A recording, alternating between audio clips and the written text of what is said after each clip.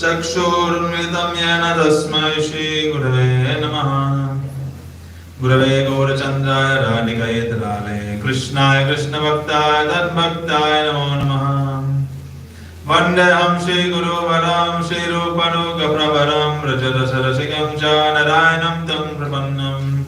श्रीगुरुचरणं वन्दे रमणपृष्ठाय भूतले रूपनुगभक्तिनं च कृपामूर्ति नारायणम्। सेवकुंज विजय रम्या गोवर्धना गिरो सदा राधा कुंड रसानंदे दत्त सेवा प्रदायकम्। गुरुं नारायणक्यं तं वन्दे विनोद भ्रष्टकं यत्पाद स्मृति मात्रेण नमोदार प्रसीदति। वंशकल्पतरुभ्यश्च कृपा सिन्धुभ्येव च पतितानां पावनेभ्यो वैष्णवेभ्यो नमो नमः। नमो महावरण्याय प्रेम प्रदायते कृष्णाय कृष्ण चैतन्य नाम्ने गौरत्विषे नमः। हे कृष्ण करुणा सिंधु दीनबंधु जगत्पते गोपेशा गोपिका कांत राधा कांत नमस्तुते। तप्त कंचन गौरंगी राधे वृंदावनेश्वरी वृषभानुसुते देवी प्रणमामि हरिप्रिये। भक्त्या विहीना परारलक्ष्य क्षिप्तश्च कामादिता रंगमध्ये कृपामयि त्वां शरणं प्रपन्ना वृन्दे नमस्ते चरणारविन्दम्। भजामि राधामरविन्दनेत्रां स्मरामि राधां मधुरास्मितस्यां। वदामि राधां करुणाभरद्रां ततो मे मन्यस्ते गतिर्नकापि। श्रीकृष्ण चैतन्य प्रभु नित्यानन्द श्री अद्वैत गदाधर गौर भक्तवृन्द। हरे Krishna Krishna Krishna Hare Hare Hare Ram Ram Ram Hare Hare. First of all, offer my Sastangananda Pranam. Thousand times, Lord, is the Shri Paramarattam Guru Pada Padma Vishnu Pada Totra Shri Shivan Bhakti Vedanta Narayan Goswami Maharaj Shri Gurudev.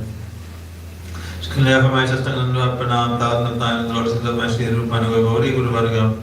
Offer my Sastangananda Pranam. The thousand Guru Vaishnava Vaishnavi.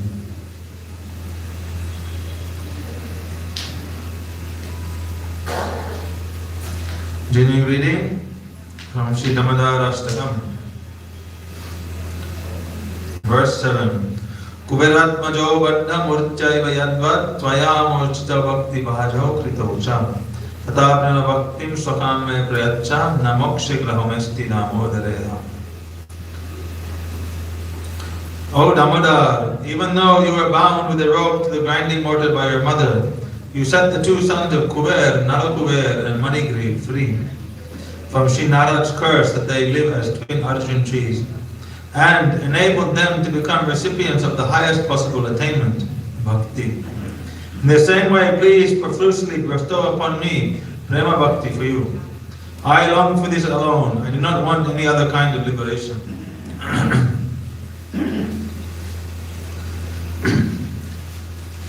In the Digdarshani Tika Bhavanuvad,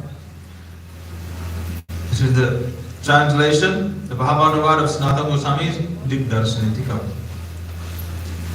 In the previous verse, Satyavat Muni prayed with great eagerness for direct darshan of Sri Bhagavan, because he was overcome by a special kind of prem Vishesh. However, due to the extraordinary longing in his prayers, a form of Prema Bhakti instantly awakened, indicating the stage of Prem or the stage of Bhav Bhakti, causing him to realize that such direct darshan is only rarely accomplished. Therefore, having determined that Prema Bhakti is certainly the only means to attain that darshan, he now prays to Sri Bhagavan with the hope of attaining Prema Bhakti. In other words, he was praying for direct darshan in the previous verse, but by praying he realized that this is such a rare thing.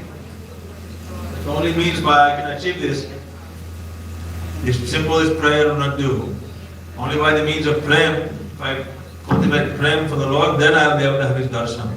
So therefore now he begins to pray for this Prema Bhakti.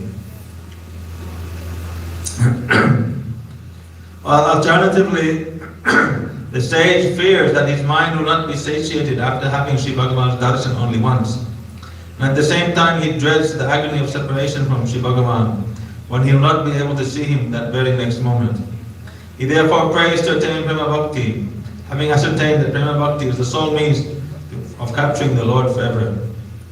So if I have darshan but then the Lord leaves, then what? Therefore I have to develop this prem. By that prem I'll be able to bind him. This is why Gopkumar, when he was traveling, going through the different layers of the Brahmanda, when he came to Swarga, they made him Indra. Then time to time Upendra. In Vaman, he would come there, give his darshan. And during that time he would become very happy and very pleased.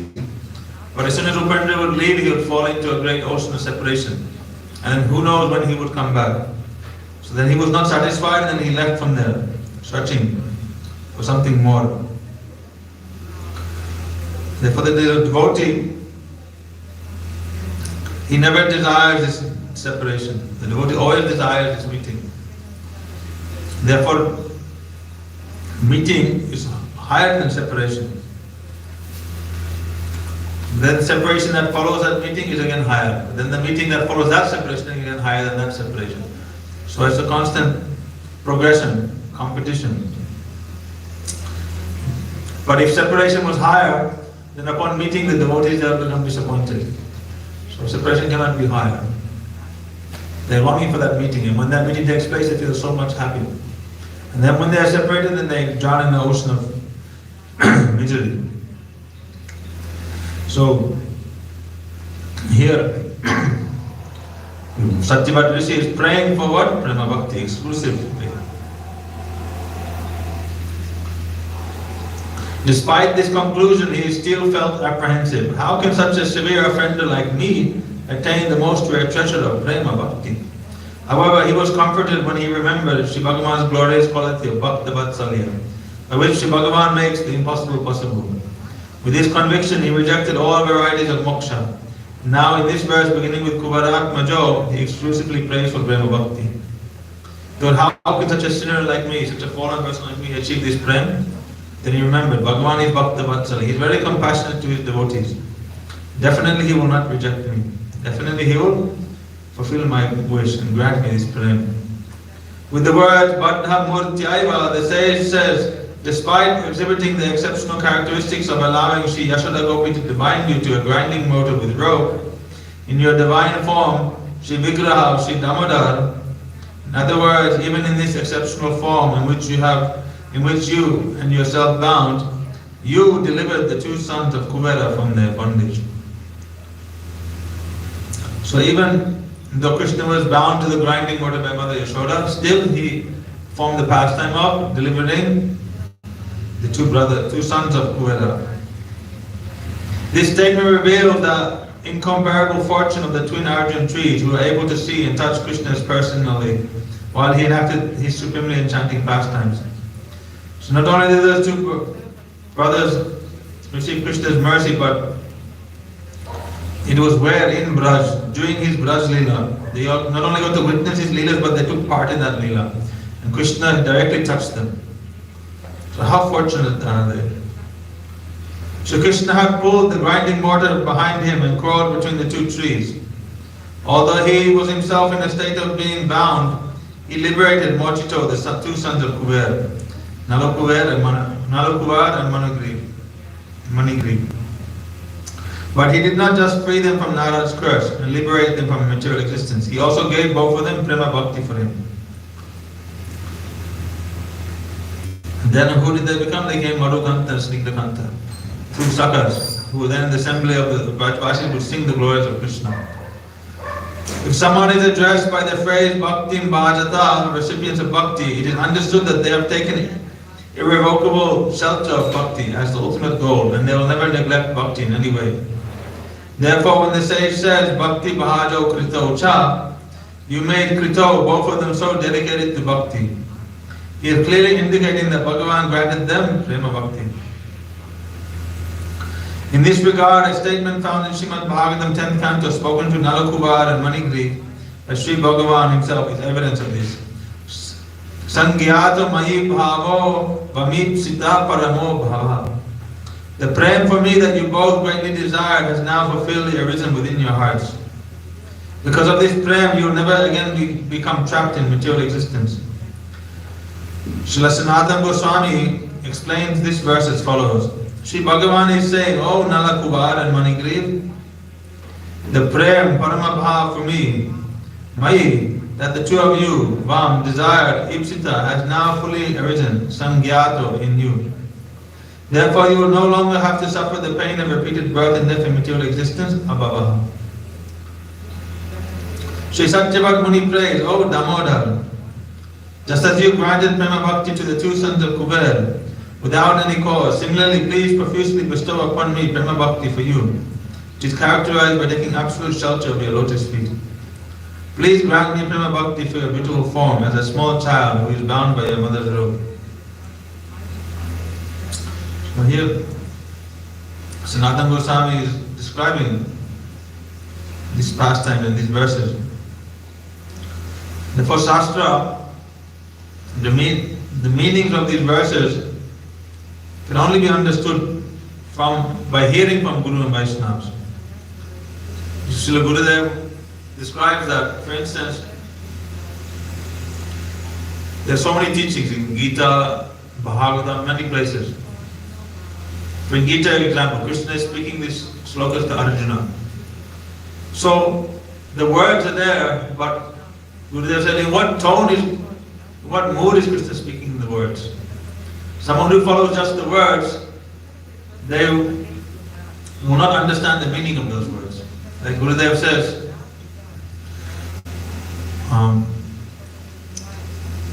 someone may ask mother may ask the son a question.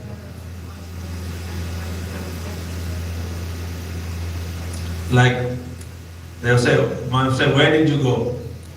So if you say it in that tone, "Where did you go?" then the question is straightforward, "Where did you go?" But if the mother will say, "Where did you go?" in other words, the mother is not asking where did you go, the mother is asking why did you go. Why she's angry with you. And then if the mother says in a very tone like, "Oh, where did you go?" then it means that you have been up to somewhere and I'm very curious to know what you have been doing, where are you going, what you've been doing, everything I want to know. In other words, I know what you've been doing, and now I am therefore I am asking in this tone. So, Gurudev said, words will not do. The tone and the mood is necessary. In that tone and the mood, you'll know from someone who has directly heard that. So, someone who was there present, who has heard Krishna speak the Gita to Arjuna, then he has heard in what tone Krishna has spoken the words.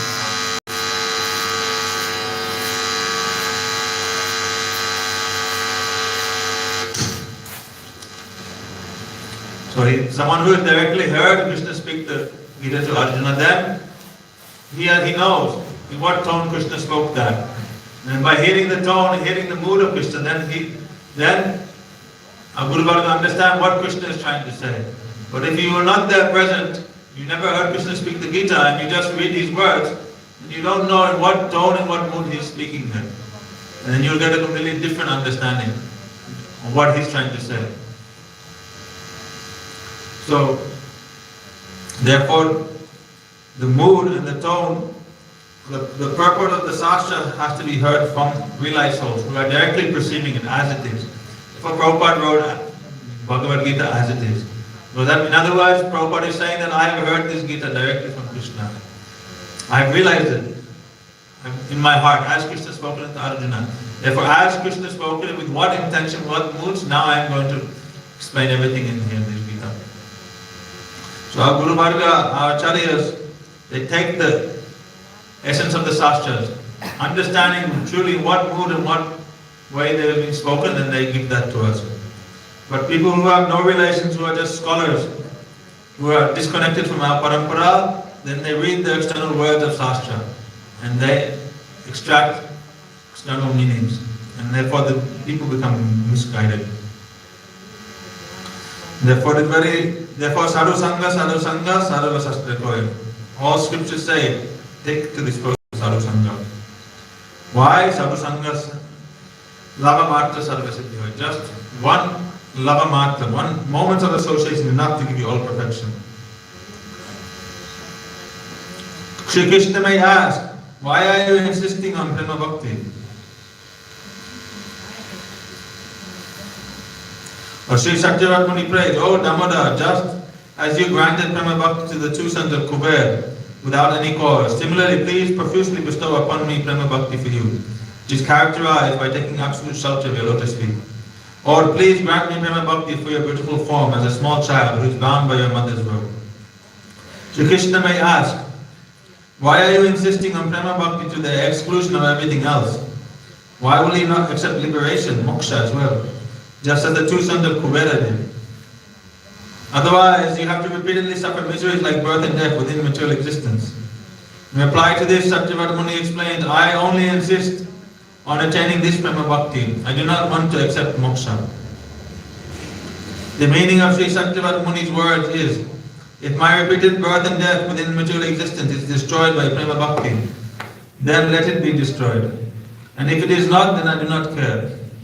I have no expectation either way. The sage's deep mood is understood by a simple example. If someone obtains a wish-fulfilling Chintamani gem, then he will easily attain everything else. Therefore, in the presence of prema bhakti, what is the use of accepting a single insignificant boon like moksha? If you get this Chintamani stone, then what is the use of you desiring this thing, object, that object, this wealth, that wealth? You have a touchstone, Chintamani stone. Anything you desire will manifest to you. Then what are you going to do with anything else? If you have 100 rupees, then inside that 100 rupees is 1 to 99, right? There's no need for you to desire 1, 2, 3, 4, 5. You have the 100, then you never desire anything less than that. Because everything is included in that. So prem is such a thing that everything is achieved by this prem. There's no lacking there. Then why will the devotee then pray for his moksha?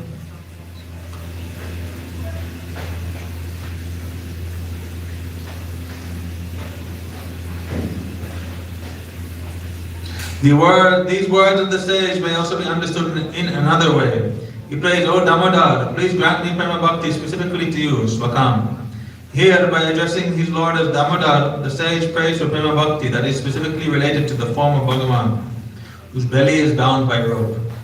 It is possible to interpret this to mean that the sage selfishly wants Sri Bhagavan's waist to remain uncomfortably bound by rope forever. Fearing his prayer may be misunderstood in this way, he says, Na moksha graham esti. Do you think that I want you to remain tied? That I do not want you to be released from. That I do not want you to be released from the bondage of your mother's robe. Overwhelmed with regret, the sage says, I am certainly concerned for you.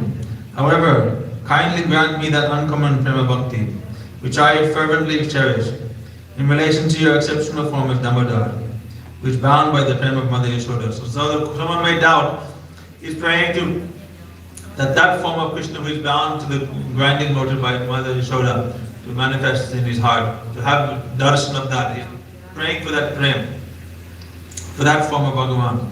The Sanatana Goswami says, then what kind of prayer is this? You desire that Bhagavan be bound by this rope eternally, you will worship him in that form. Then he said, no, that actually I am, in the mood of the prayer that actually I don't want you to be. It's not that I want you to be bound up. But right now, just like you are bound by your mother's love, I also want to be bound by this Prema Bhakti to you, in this way. Therefore I am praying to you in this form. Srila Sanatana Goswami reveals yet another meaning of this verse. One can also interpret the word Iha in this to mean here in Vrindavan.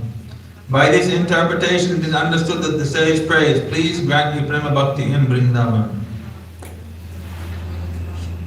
So specifically, he is praying for this Braj Prem. Accordingly, the special joy of that Prema Bhakti only appears in Vrindavan. Because such Prema Bhakti manifests predominantly in Vrindavan, the sage prays to see the bound form of Sri Bhagavan there. This special form of Sri Bhagavan, when he is bound up, can only be seen there. So in order to see this form directly, and also because of his extraordinary desire to see Vrindavan Bihari, Sri Bhagavan as he who blissfully enjoys in Vrindavan in his threefold bending form, the sage is praying to reside in Sri Vrindavan forever. All this is indirectly conveyed through the word Iha. The other portions of this verse are not affected by this, and should be understood according to the explanation already given.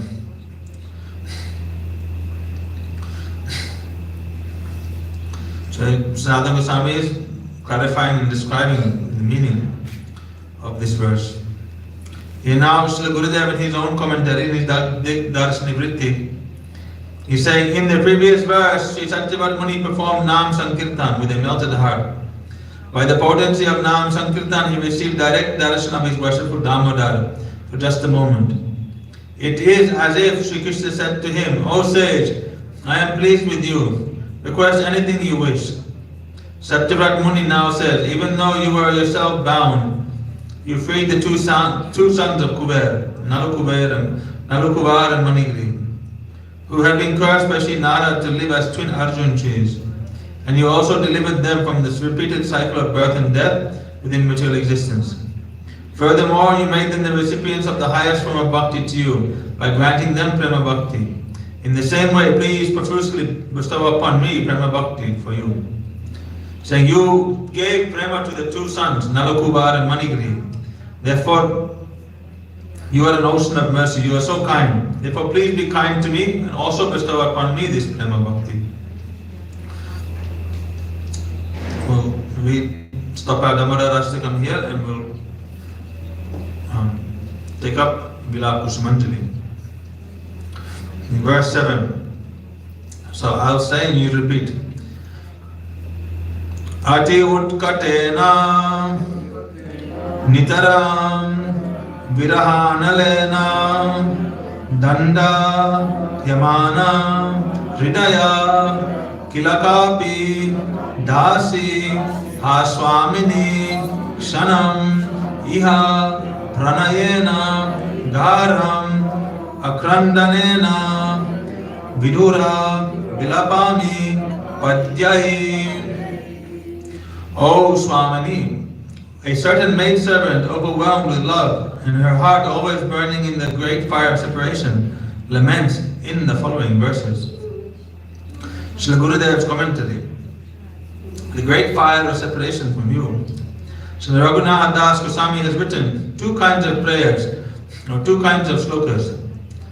Some of the slokas are written while he is absorbed in his internal sarup avesh, as rati, that is internal absorption, or Tulsi Manjari, the maid servant of Srimati Radhika. Other slokas are written in his sadhak avesh, absorption of being a practitioner, as Raghunath Das Goswami, an associate of Chaitanya Mahaprabhu. Even his form as a sadhak is not material, but both forms or aveshas, identities, are fully nitya, eternal, and chinmay, transcendental. But one is with Radhika and Krishna, and the other with Chaitanya Mahaprabhu. As Raghunath Das Goswami, he is in his form as a sadhak. That is, he is with Mahaprabhu as Raghunath Das Goswami. And as Rati Manjari, she is in her Siddha Sharir, or perfect spiritual body and position. And that is with Radha and Krishna. Avesh means to become so absorbed in the object of one's meditation that one becomes as if one with that personality. The example is of the iron in fire becoming one with fire. The iron takes on the qualities of fire and acts exactly like fire. Later, this example will be explained in relation to the gopis' absorption in Krishna and his activities.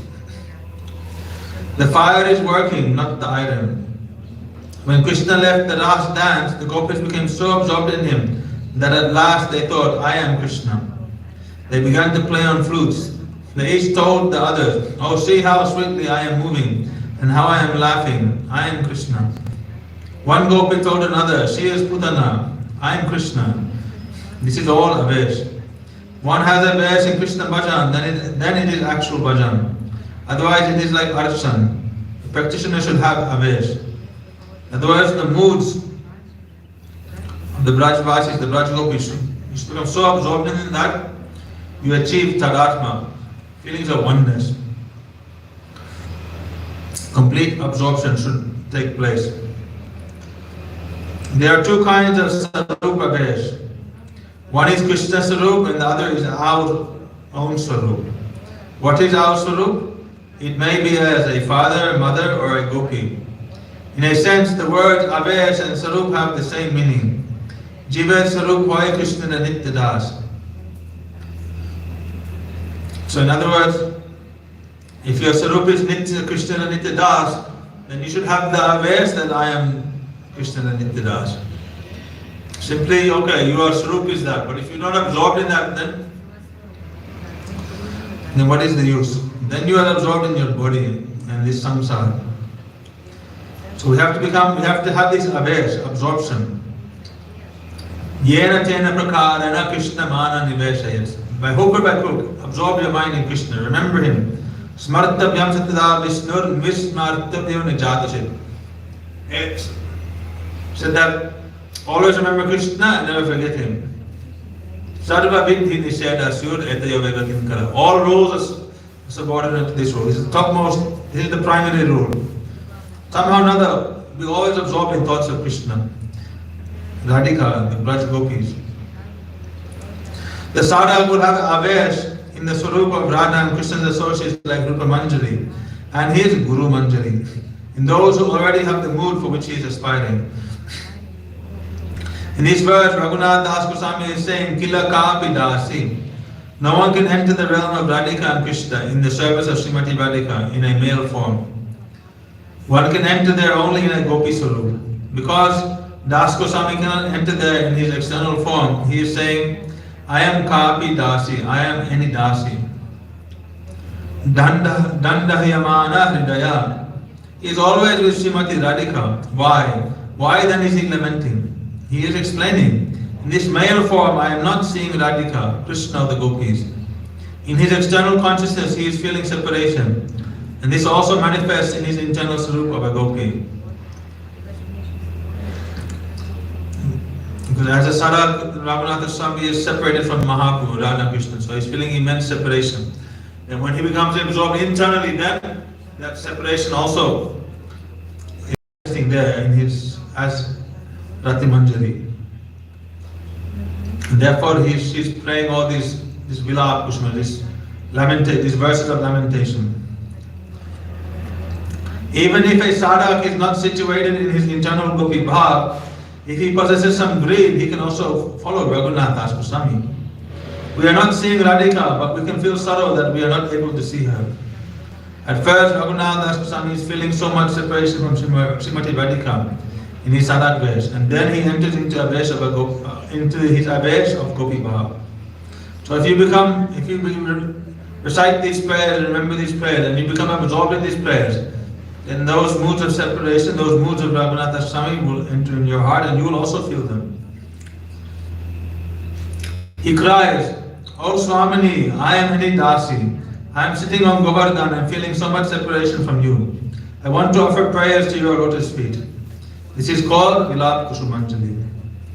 Raghunath Das Goswami says, if Radhika asks, "Why are you doing Vilap? Why are you lamenting?"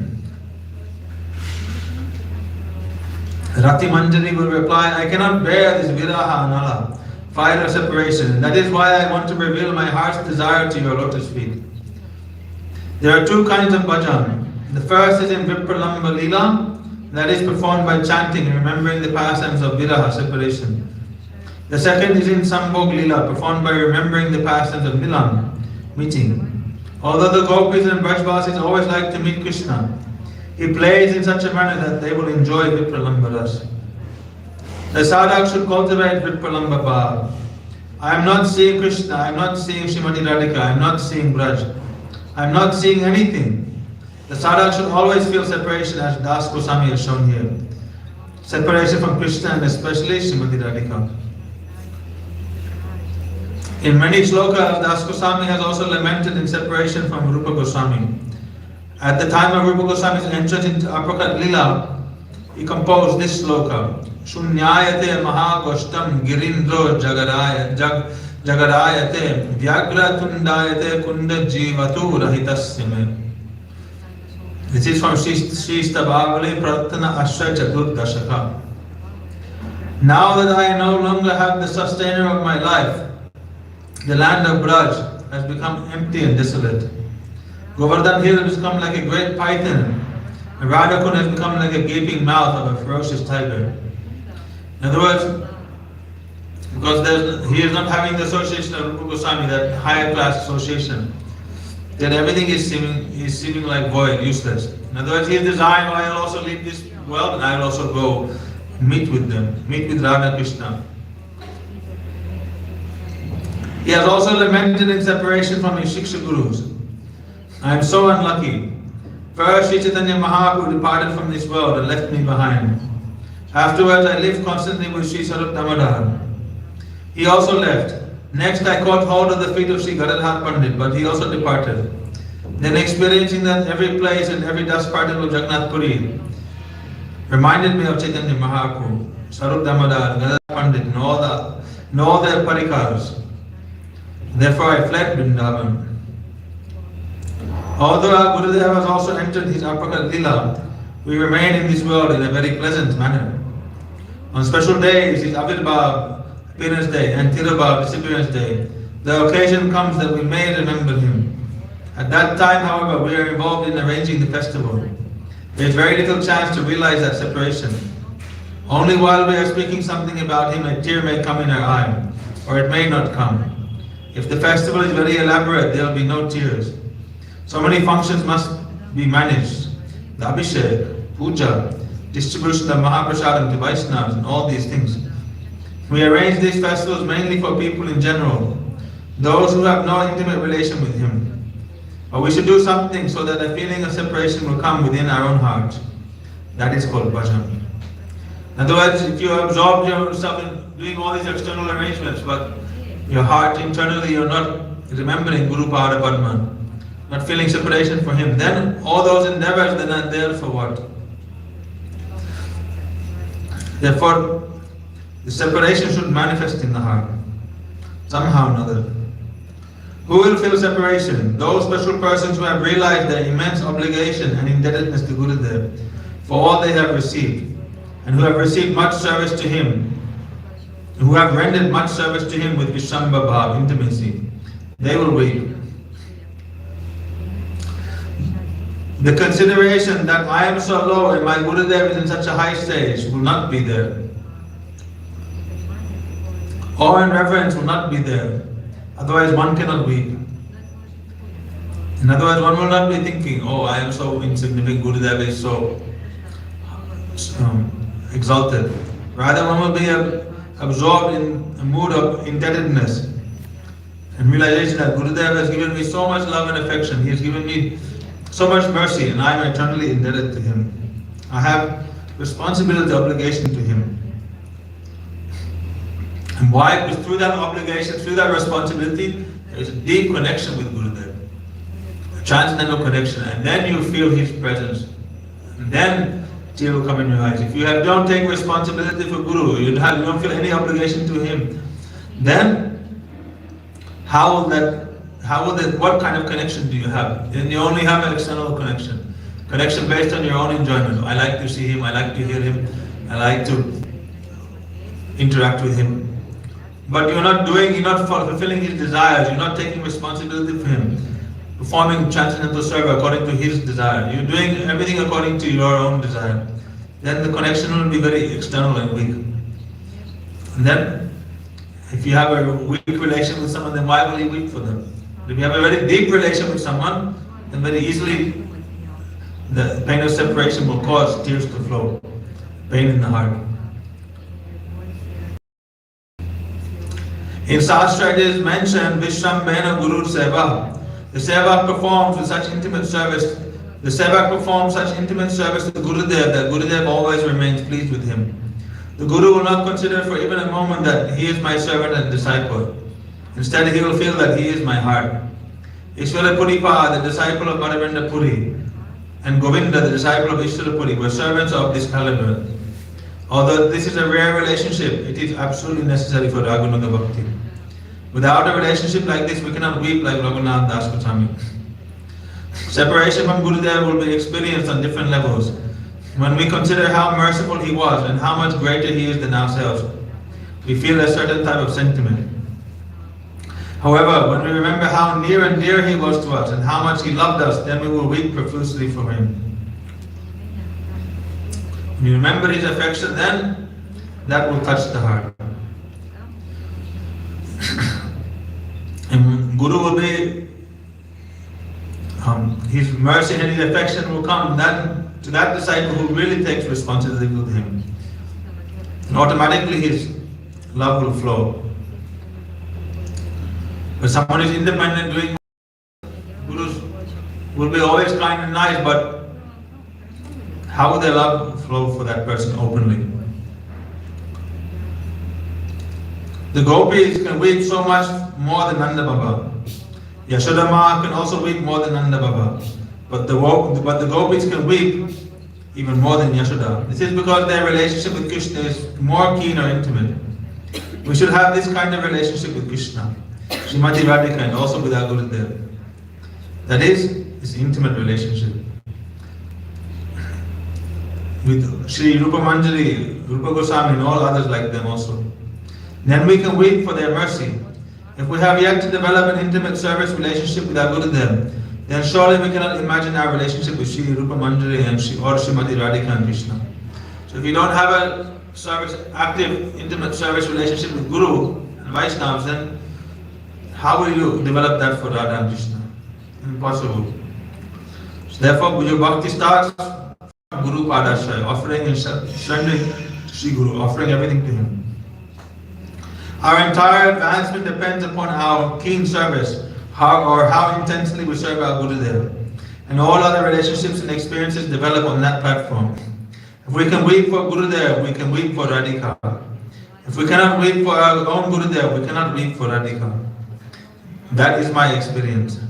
Whatever we know from Gurudev, and so we should weep in our hearts for him.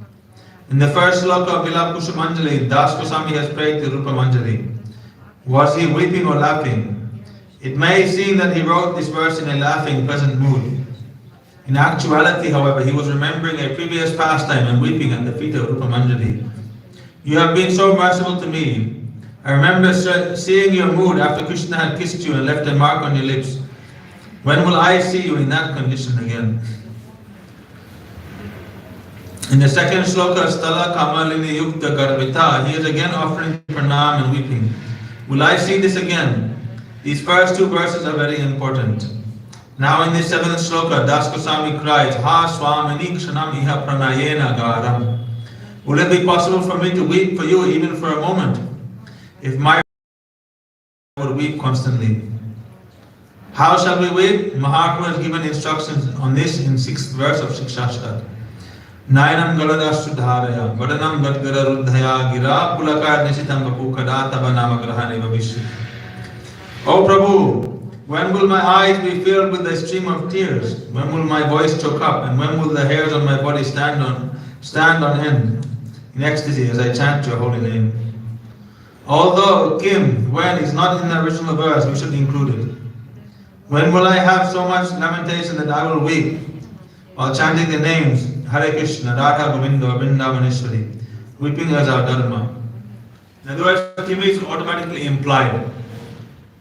When will I experience all these ecstatic symptoms while chanting your holy name? In this verse, Raghunath Das Goswami says, Achya utkatatena nitaram virahana lena. My heart is burning in the great fire of separation. He sincerely feels this sentiment. I think that by the grace of Raghunath Das Goswami, our Gurudev and the Guru Parampara, we will also realize. Not fully, but we will have some realizations one day. This is our real prayer. Why we cannot have fully? Because these are Das Goswami's moods. They are so exalted. How can you fully realize his heart? But in the beginning stage, some realization must come.